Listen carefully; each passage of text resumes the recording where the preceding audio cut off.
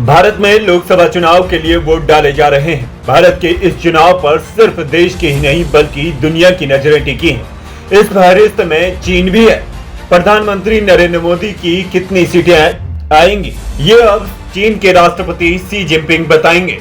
पड़ोसियों के घर में झांकने और कानाफूसी करने की आदत से मजबूर चीन ने भारत में हो रहे लोकसभा चुनाव पर मुंह खोल लिया है।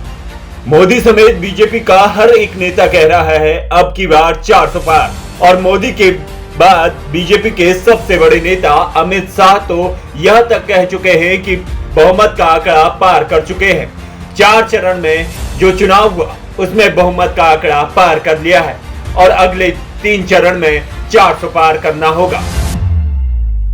चीन के सरकारी मुखपत्र ग्लोबल टाइम्स ने लिखा कि चुनाव में स्विंग वोटर्स को लुभाकर 430 जीतने के लिए मोदी चीन और भारत के संबंधों को आसान बनाने की कोशिश कर सकते हैं। स्विंग वोटर्स यानी ऐसे मतदाता जो अंतिम समय में फैसला करते हैं कि वोट किसे दिया जाए। ये पहला मौका है जब चीन ने सरकारी अखबार में पीएम मोदी के लिए सीधे तौर पर सीटों का आंकड़ा लिख दिया है। मोदी के लिए जितनी सीटें जीतने का लक्ष्य चीन ने कहा, उतना सिर्फ मोदी भी अंदाजा नहीं लगा सके। मोदी ने यह तक कह दिया कि 400 पार करेंगे और चीन कह रहा है कि 430 पार करेंगे।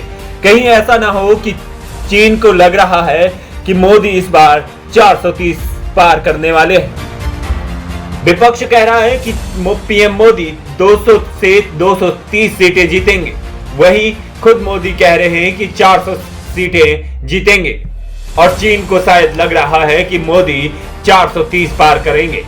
तभी तो ग्लोबल टाइम्स ने अपने आर्टिकल में 430 के नंबर का जिक्र किया। यही नहीं बल्कि पीएम मोदी के नामांकन के बीच दुनिया की नजरें भारत पर है।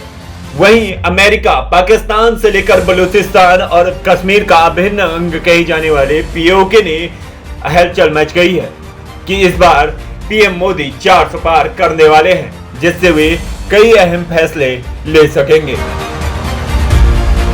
अब देखना यह होगा कि क्या दुनिया की ये भविष्यवाणियां सच होती हैं या फिर नहीं। क्या पीएम मोदी इस बार 400 पार करने वाले हैं या फिर विपक्ष का अंत होने वाला है। ब्यूरो रिपोर्ट, पहल टाइम्स।